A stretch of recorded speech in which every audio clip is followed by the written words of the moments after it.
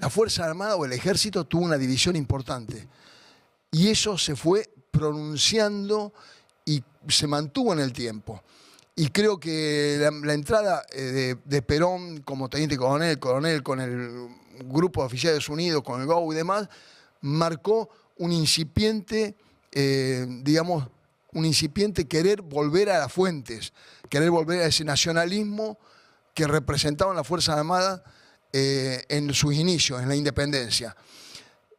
Creo que se logró. Creo que fue el proceso más importante del 43 al 55 de nacionalización, digamos, o de todo lo que uno puede aspirar y ver para una patria. Si hubiéramos seguido quizás en ese proceso, quizás también hoy estaríamos pensando que somos China. Bueno, no somos China, somos lo que somos, porque después del 55 se rompió ese proceso, ese gran proceso de reindustrialización del país, del nacionalismo, Fuerzas Armadas que estaban, digamos, en la cumbre en Latinoamérica, las Fuerzas Armadas más importantes de Latinoamérica, los desfiles militares lo marcaban, bueno, con un presidente... ¿En qué? ¿En capacidad técnica? En capacidad profesional, técnica, quizás una crítica haya sido que le faltó a ese proceso del 43 al 55 dar una batalla cultural más fuerte dentro de las Fuerzas Armadas. Adentro de las Fuerzas Armadas. Claro. Porque para terminar de convencer a las Fuerzas Armadas que el camino que puede seguir una patria es uno solo. Es el camino del nacionalismo, es el camino digamos, de defender lo nuestro.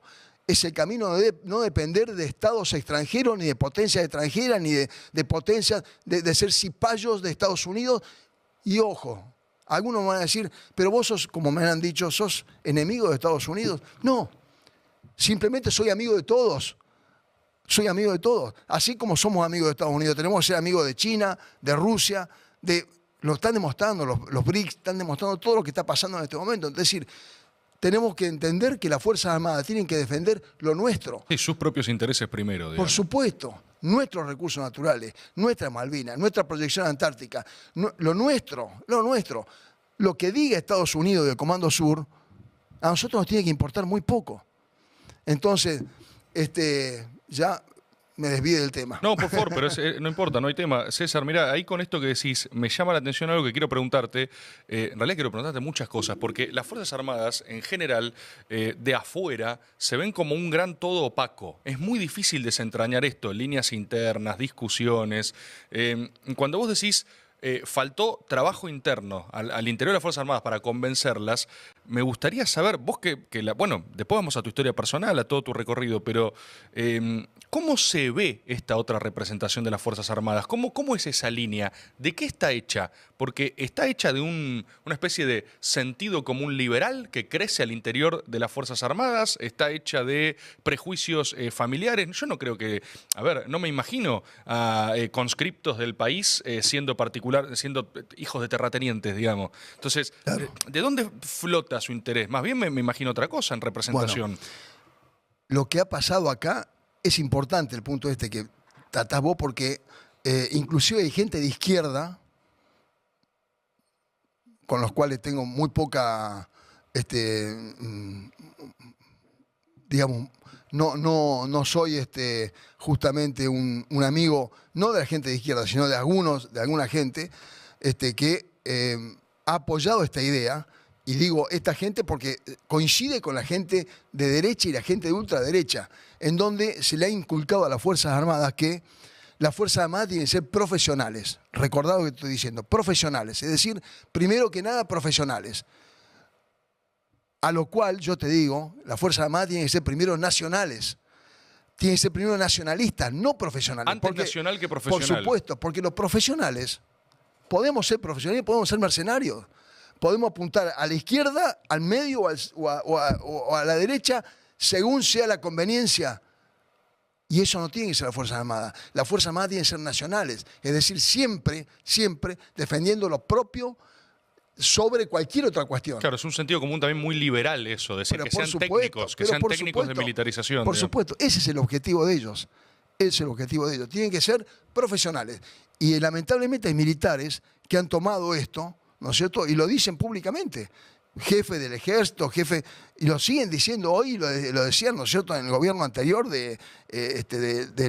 digamos, de la persona que fue Alberto Fernández, que no representó a nadie, pero bueno, lo decían y lo siguen diciendo permanentemente. El ejército tiene que ser profesional. No. Tiene que ser nacional, claro, a la vez y profesional. Al declamarse profesionales se presentan menos como una amenaza para alguna orientación civil que quiere ir en otra dirección. Te dicen, no, yo no defiendo intereses permanentes, yo soy profesional. Claro, exactamente. ¿Y por qué pega más esa línea? ¿Por qué al interior de las Fuerzas Armadas dicen, bueno vamos con eso? Pega porque venimos arrastrando esto desde fines del siglo pasado. Mejor dicho, desde el año 1900 en adelante, venimos arrastrando eso. No les gusta el término popular, les gusta poco el término pueblo, les gusta más bien identificarse con, estoy diciendo en general, ¿no? Sí, es decir, identificando una línea de pensamiento. Mucho menos los soldados, los suboficiales subalternos mucho menos, los oficiales superiores quizás menos, pero ya los oficiales en los grados intermedios hacia arriba, pega un poco lo que estoy diciendo yo. Le gusta más identificarse con clases sociales altas. Le gusta más ir a la Embajada de Estados Unidos, en la rural. Tengo anécdotas importantes para contar. Cuando yo fui jefe del ejército, me hago cargo y resulta que el 4 de julio, el día de la Embajada de Estados Unidos, o el día... Y no tengo nada, vuelvo a repetir, no tengo nada, pero es un ejemplo. Sí. Bueno, iban 10, 12, 15 generales. Cuando me hice cargo, por supuesto, dejaron todo de ir, porque yo le dije, el que va a uno, va a todas. Y como son muchas embajadas, no se podía ir a todas, y aparte conocían mi pensamiento, mi forma de ser. Esta forma de darle prioridad absoluta a un país, ¿no es cierto?, como diciendo, bueno, te pertenecemos. De la misma manera que las Fuerzas Armadas hacen con grupos poderosos, digamos, grupos de poder importante en Argentina, ya sean medios, multimedios, grupos o sectores, lo que le llaman círculo rojo y demás, en donde las Fuerzas Armadas un poco le dicen, bueno, nos gustaría pertenecer. ¿Y qué pasó? Bueno, ya entraríamos a otra cosa. ¿Qué pasó cuando me hice cargo yo? ¿Y por qué fue los problemas que tuve cuando me hice cargo de ahí en adelante? Si querés, esperemos un poco para eso, para tu gestión específica.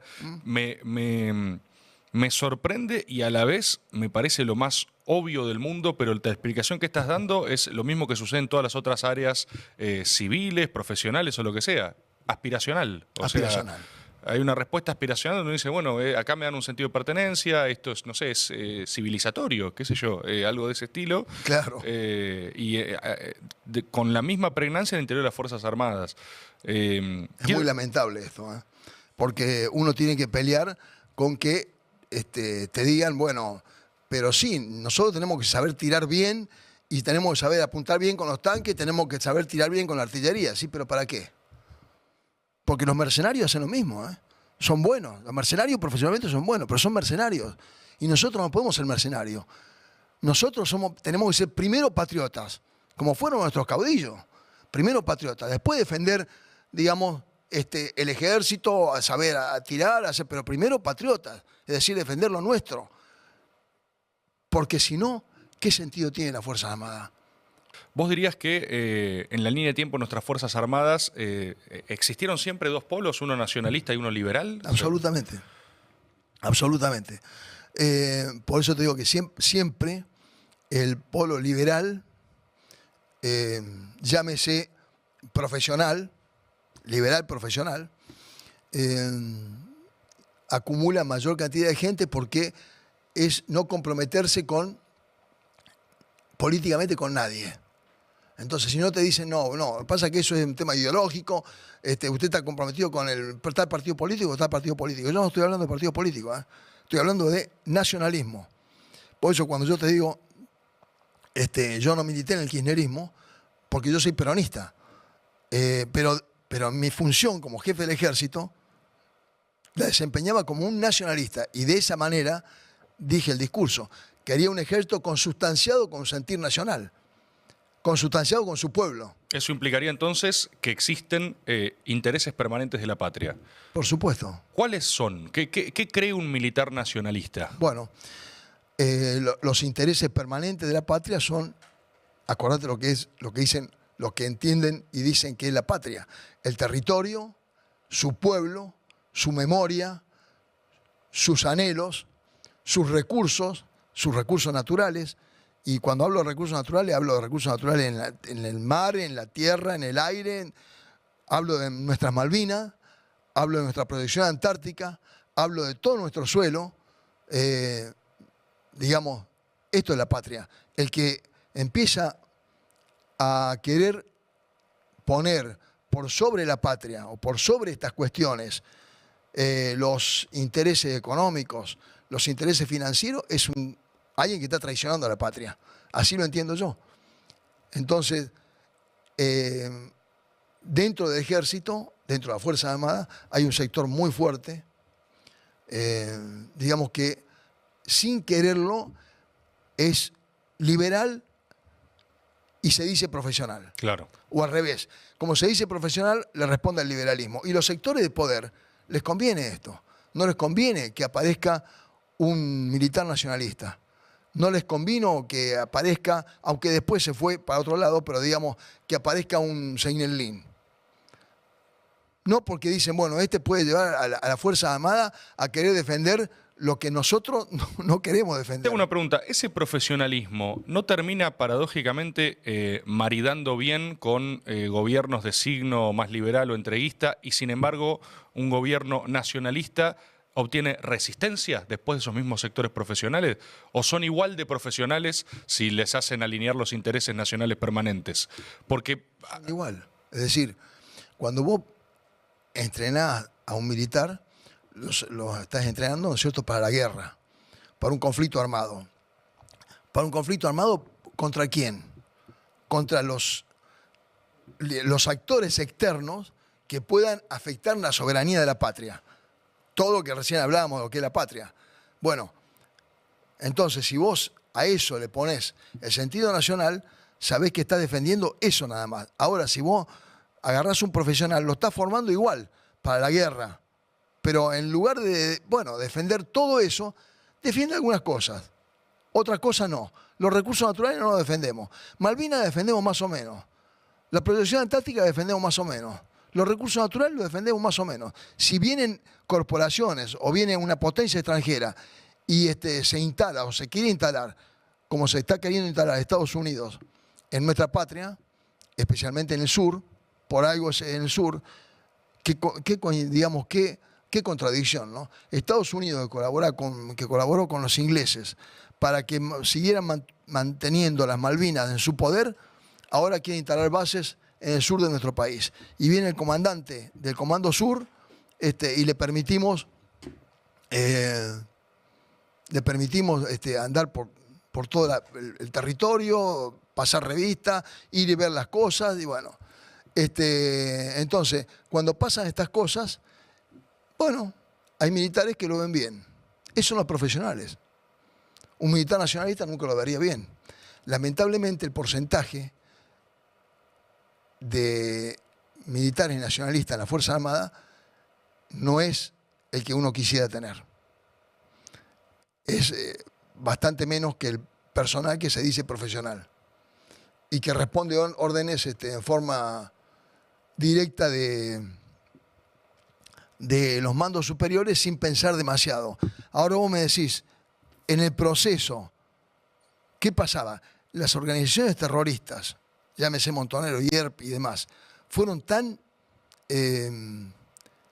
contundentes contra el gobierno de Perón, pegaron tan fuerte en la sociedad, que era muy difícil de pensar que esos sectores estaban jugando para intereses nacionales. Por eso, por esa razón, es que los nacionalistas vieron ese ataque contra la sociedad argentina. Por eso que los nacionalistas no vieron fuera de esto, los nacionalistas, yo te digo, de niveles bien bajos, fuera de esto no vieron que había otros intereses atrás, que podían ser intereses nacionalistas atrás de estas organizaciones, sino que vieron como que había intereses, digamos, que no correspondían con la sociedad, que no correspondían con la patria, que no correspondían con lo que quería el pueblo argentino. Independientemente de que quería paz y demás, con nuestros intereses nacionales. Por eso digo que fue tan difícil diferenciar. Ahora es mucho más fácil, porque vos ahora decís, bueno, ¿quiénes son los que están agrediendo a nuestros recursos, a nuestra patria, a los recursos naturales, a nuestro pueblo? Es muy fácil identificarlos. Es muy fácil identificarlos para los sectores nacionalistas. Es muy fácil. Los sectores profesionales, no, se dicen profesionales y en definitiva están, digamos, acatando órdenes de los sectores de poder liberales, ¿no? No sé si seguir con la línea de tiempo o seguir preguntándote esto mismo, pero decís es muy fácil identificarlos. ¿Quiénes son los que hoy están agrediendo los intereses nacionales? Bueno, los que agreden, los que intentan, ¿no es cierto?, poner a disposición los recursos naturales de cualquier corporación o de cualquier potencia extranjera, sin demasiadas condiciones, para que vengan y extraigan lo que quieran, ya sea del subsuelo, del suelo, el espacio aéreo, lo que sea, sin problema, y se lleven lo que quieran. Evidentemente, los que están agrediendo al pueblo con las medidas en forma permanente que agreden cuestiones que hacen al bienestar del pueblo argentino. Es decir, ustedes me dicen, ¿el bienestar del pueblo argentino qué es? Y bueno, tener buena educación, tener buena ciencia, tener buena tecnología. Los que agreden a todas estas cuestiones, tener buenas facultades, tener buenas fuerzas armadas, el que agrede a todas estas cuestiones está agrediendo a la patria. Entonces, para mí es muy fácil identificarlo. Quizás para otros integrantes de las Fuerzas Armadas no sea fácil identificarlo. O ni siquiera sea relevante en tanto solo deben ser profesionales. Por digamos, supuesto. siguiendo... Aparte, muchos